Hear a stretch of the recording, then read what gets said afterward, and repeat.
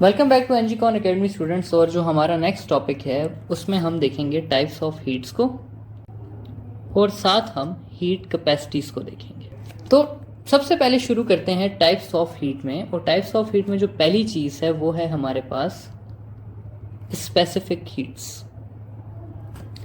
ठीक है, specific heat क्या होती है? स्पेसिफिक हीट होती है हमारे पास amount of heat required to raise temperature of a mass m by 1 degree या डेल्टा टी।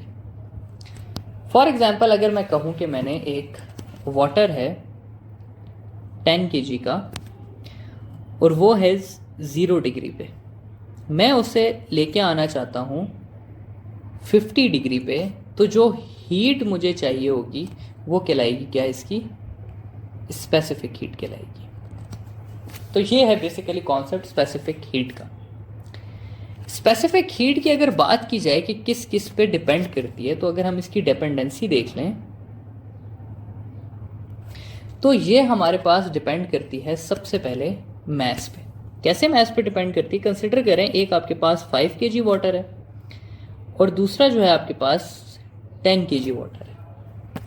मैं इसका टेम्परेचर रेस करना चाहता हूँ फ्रॉम 10 to 11 डिग्री और इसका भी टेम्परेचर रेस करना चाहता हूँ फ्रॉम 10 to 11 डिग्री।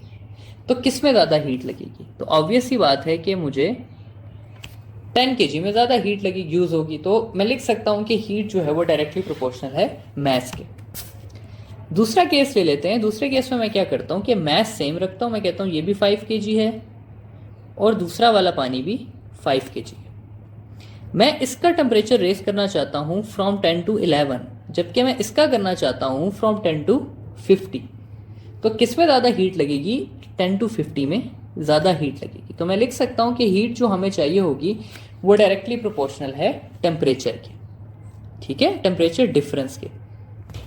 तो जब मैं इन दोनों इक्वेशंस को कंबाइन करूंगा तो कंबाइन करने के बाद मेरे पास ये कुछ इस तरह से बन जाएगा कि Q is directly proportional to M and T। जब मैं इसका प्रोपोर्शनैलिटी का साइन हटाऊंगा तो यहाँ पर मेरे पास आ जाएगा CM डेल्टा T।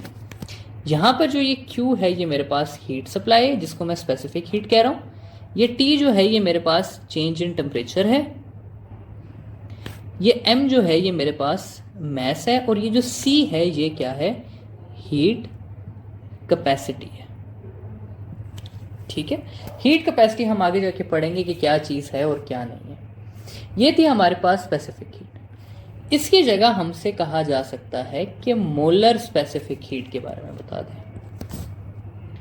तो मोलर स्पेसिफिक हीट को भी थोड़ा सा देख लेते हैं।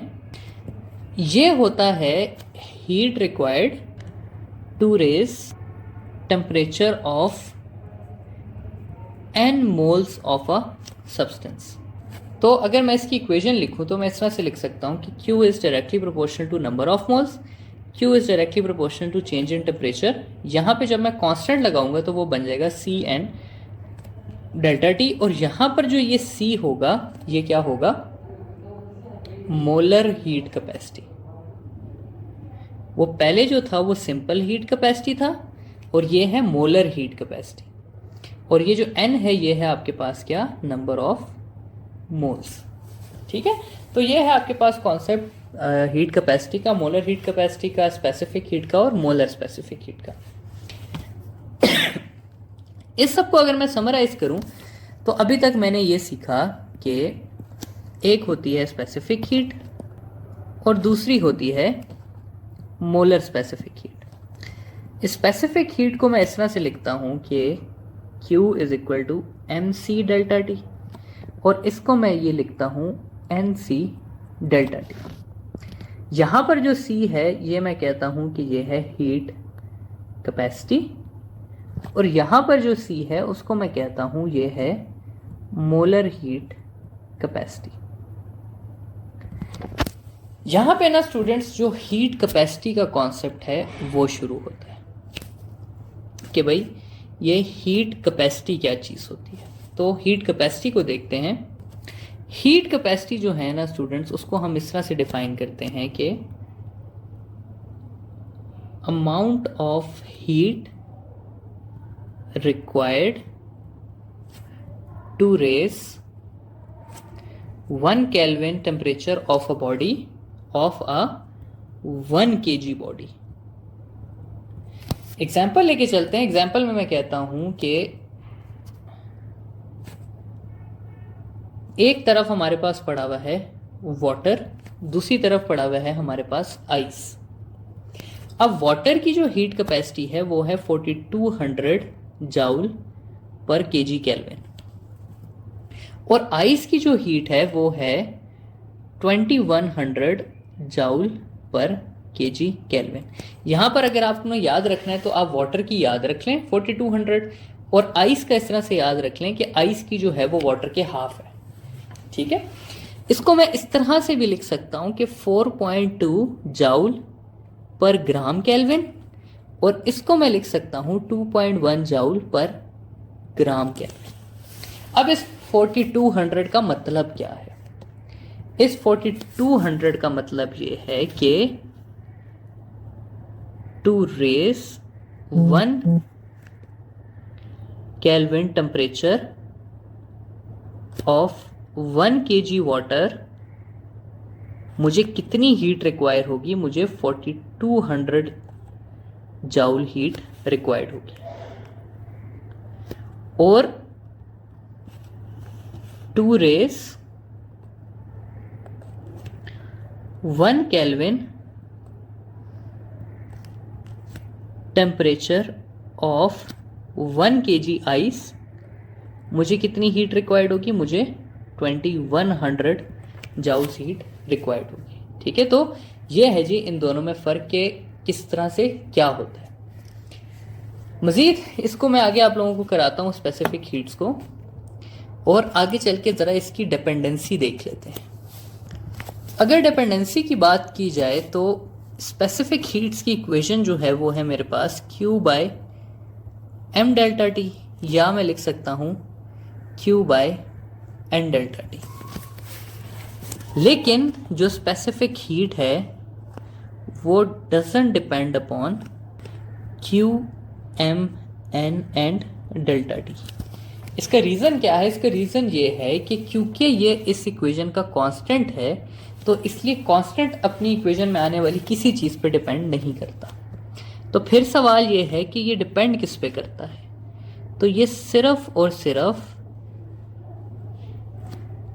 मटेरियल पे डिपेंड करता है कि आपके पास जो चीज़ है वो किस चीज़ की बनी हुई है। ठीक है, अगर वाटर है तो उसकी अपनी स्पेसिफिक हीट होगी, आइस है तो उसकी अपनी होगी, स्टीम है तो उसकी अपनी होगी, एल्यूमिनियम है, सिल्वर है, हर एक की अपनी हीट कैपेसिटी होती है। फाइनली हीट कैपेसिटी में मैं आपको एक चीज़ बताना चाहूँगा कि सवाल दो किस्म के आते हैं। ठीक है, मैं कहता हूँ कि amount of heat required to raise 10 gram of water by 2 kelvin, और दूसरा मैं आपसे सवाल कर लेता हूं amount of heat required to raise 10 kg of water by 1 kelvin.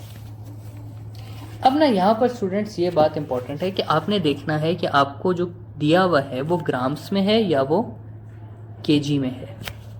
अब अगर मैं ग्राम को लेके सॉल्व करूंगा तो मैं इसको इस तरह से सॉल्व करूंगा कि Q is equal to M C delta T, और यहाँ पर मैं C की वैल्यू यूज़ करूंगा 4.2, क्योंकि वो है जाउल पर ग्राम केल्विन। और यहाँ पर अगर मैं यूज़ करनी पड़ गई मुझे, तो मैं C की वैल्यू यूज़ करूंगा 4200, क्योंकि वो है केजी केल्विन। ठीक है, तो इसका आंसर आएगा मेरे पास, मैथ है मेरे पास 10 इंटू 4.2 इंटू 2 केल्विन है, तो ये 2 हो जाएगा। तो इसका आंसर आ जाएगा मेरे पास 42 इंटू 2, जो कि हो जाएगा 84 जाउल्स। जबकि अगर मैं दूसरे की बात करूं तो इसका आंसर आएगा मेरे पास 10 इंटू 4200 इंटू 1, तो ये हो जाएगा 42,000 जूल्स। ठीक है, तो ये चीज़ आपने ख्याल रखनी है स्टूडेंट्स कि आप लोगों को केजी में दिया हुआ है या ग्राम्स में। अगर ग्राम्स में दिया हुआ है तो ग्राम्स को केजी में कन्वर्ट करने की ज़रूरत नहीं है, आप उसके लिए हीट कैपेसिटी की वैल्यू ग्राम वाली ले लेंगे। ठीक है, अब हीट कैपेसिटीज और इसके बाद जो अगली चीज़ है वो है आपके पास हीट ऑफ फ्यूजन, और वेपोराइजेशन को हम फिशन भी लिख सकते हैं। ठीक है, अब स्टूडेंट्स होता किस तरह से है, देखिए मैं एक सिनेरियो कंसिडर करता हूँ। मैं कहता हूँ कि मेरे पास एक आइस है जो कि है -20 डिग्री सेल्सियस। मैं इसको हीट देता हूँ और उसका टेम्परेचर हो जाता है 0 डिग्री सेल्सियस। अब जब मैं इसे मज़ीद हीट दूंगा तो ये पानी में कन्वर्ट होगा और पानी का टेम्परेचर होगा 0 डिग्री सेल्सियस। फिर मैं पानी को हीट देता हूँ और पानी का टेम्परेचर हो जाता है 100 डिग्री सेल्सियस। और फाइनली जब मैं इस पानी को 100 डिग्री सेल्सियस को देता हूँ तो ये स्टीम में बदल जाता है और स्टीम का टेम्परेचर होता है 100 डिग्री सेल्सियस।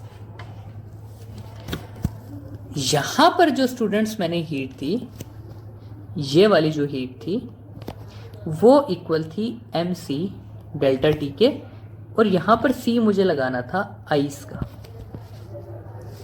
फिर यहाँ पर जो मैंने हीट दी वो भी इक्वल थी mc डेल्टा टी के, और यहाँ पर c मुझे लगाना था water.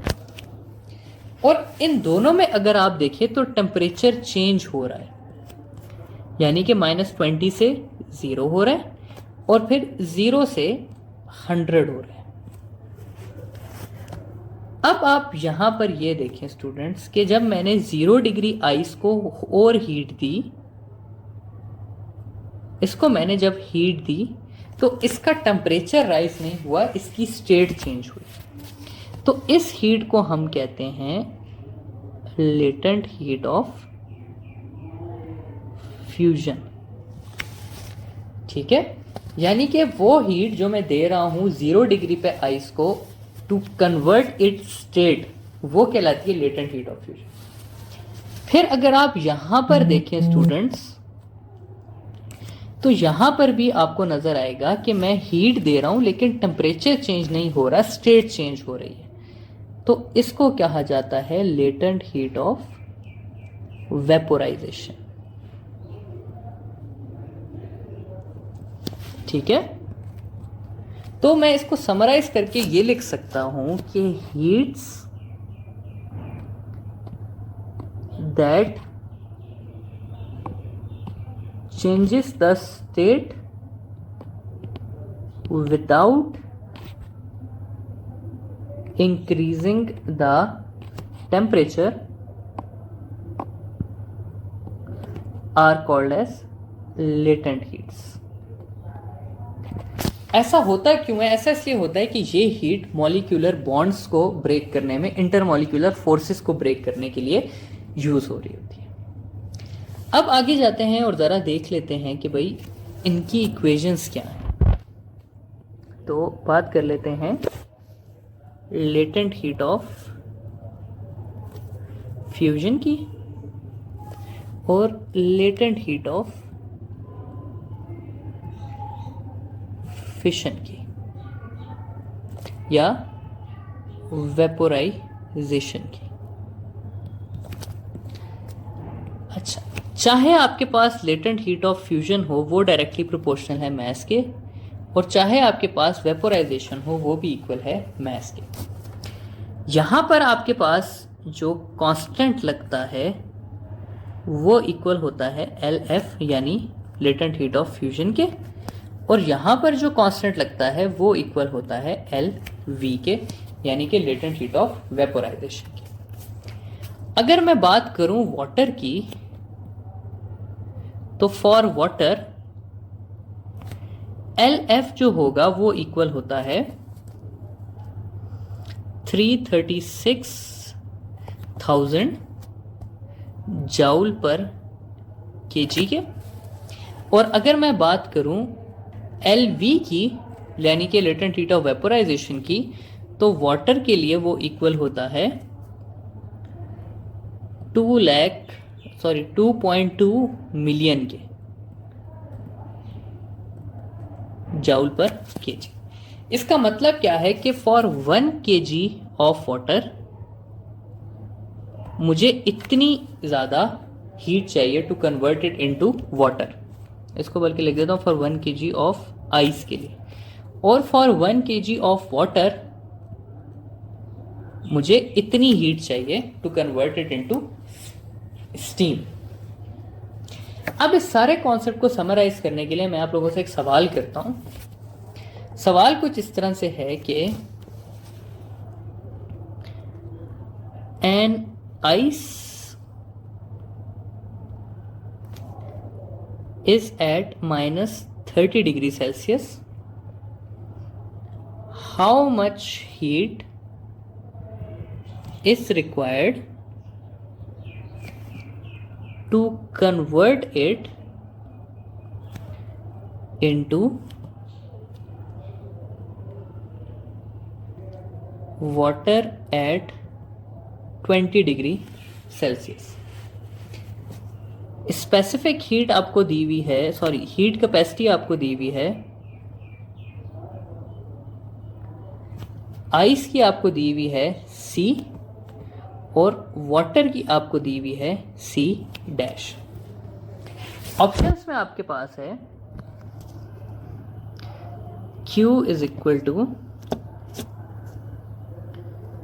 MC delta T plus MC delta T।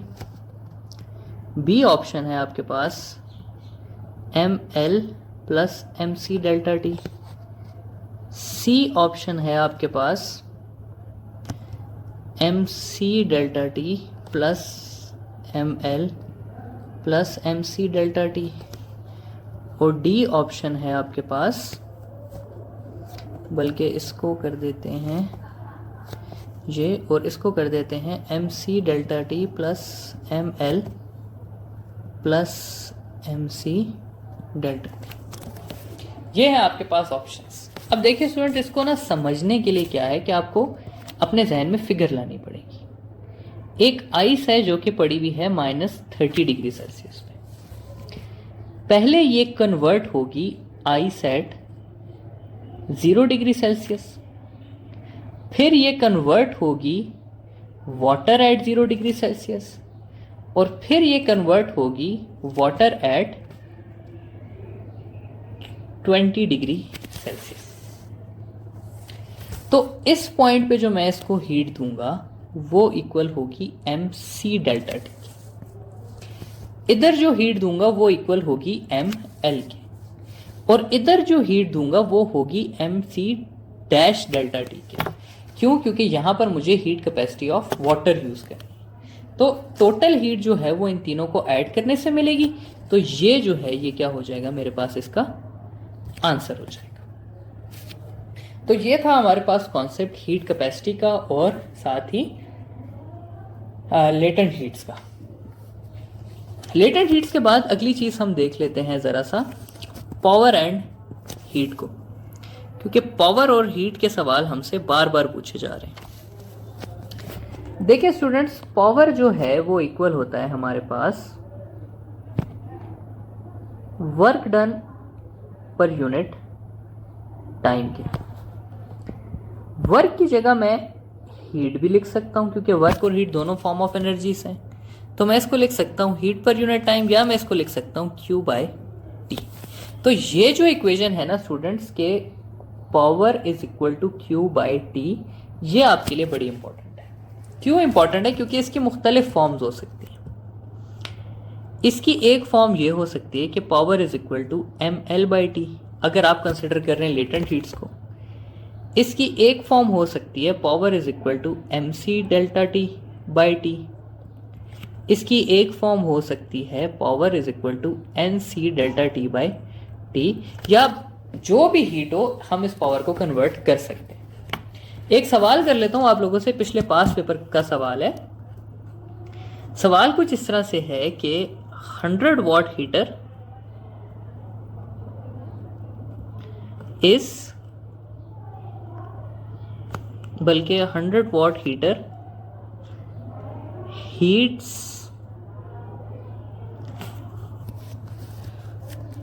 5000 gram of water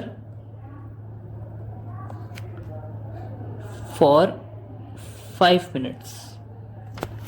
ठीक है, तो चेंज इन टेम्परेचर फाइंड कर लें। अब सब सोच में पड़ गए थे कि भाई इसमें पावर दी हुई है, इसको हम कैसे फाइंड करेंगे। तो सिंपल सी बात है कि पावर इक्वल होती है Q बाई टी के। Q हमारे पास इक्वल है MC delta T by T के, और हमें क्या फाइंड करना है, डेल्टा T। तो डेल्टा T की अगर मैं यहां से इक्वेशन निकालूं तो वो बन जाएगी power into time divided by M into C के। अब यहां पर मैं सिंपल सिर्फ इक्वेशंस डालूंगा तो ये 100 वॉट हो जाएगा। 5 मिनट्स दिए हुए हैं तो 5 इंटू 60 मेरे पास 300 सेकेंड्स आ जाएगा, डिवाइडेड बाय मैस मुझे दिया हुआ है 5000 ग्राम। तो 5000 अगर ग्राम है तो ग्राम के लिए मुझे यूज करना पड़ेगा 4.2। तो इसका जो भी आंसर होगा वो आपके पास चेंज इन टेम्परेचर आ जाएगा। सिंपल सवाल। एक और सवाल है,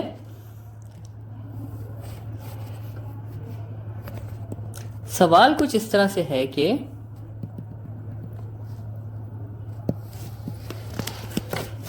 100 what heater is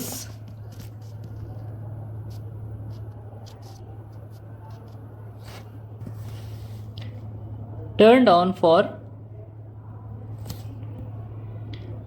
5 minutes and temperature changes by 300 Kelvin. What is the mass of the water heated? ठीक है, तो ये आपके पास है सवाल सिंपल। इसको कैसे करेंगे जी, पावर का हमें पता है कि पावर इक्वल है हीट बाय टाइम के। हीट इक्वल है MC डेल्टा T के बाय T।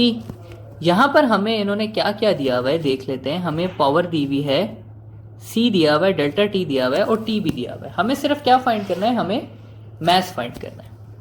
तो मैस की इक्वेशन हो जाएगी power into time divided by C delta T। तो जब मैं इसमें वैल्यूज डालूंगा तो मेरे पास हो जाएगा 100 इंटू 300 डिवाइडेड बाय 4.2 इंटू बल्कि 4200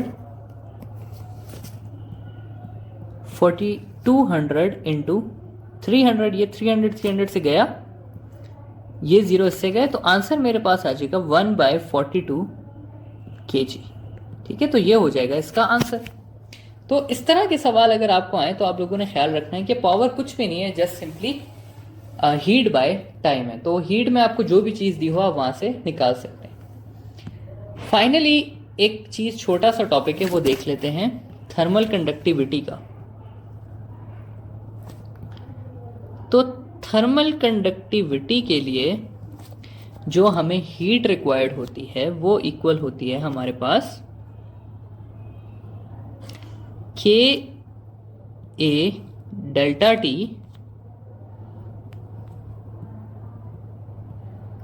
इंटू T बाय L।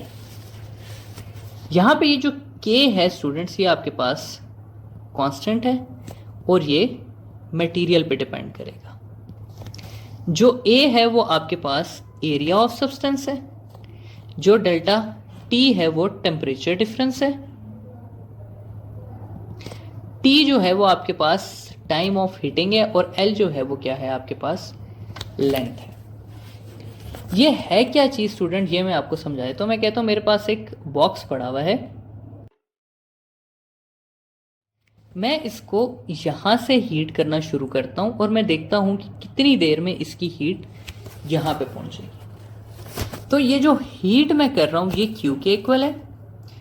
ये जो है ये इसका एरिया है, डेल्टा टी मैं कितनी हीट चेंज कर रहा हूँ, और ये जो है ये इसकी लेंथ है, और इसको जितना टाइम लगेगा वो क्या है, इसका टाइम है।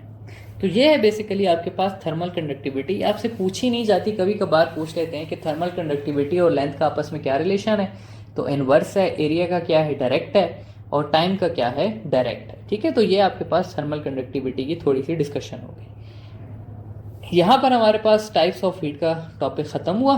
अब हम जाते हैं अपने लॉज की तरफ, लॉज ऑफ थर्मोडायनामिक्स की तरफ।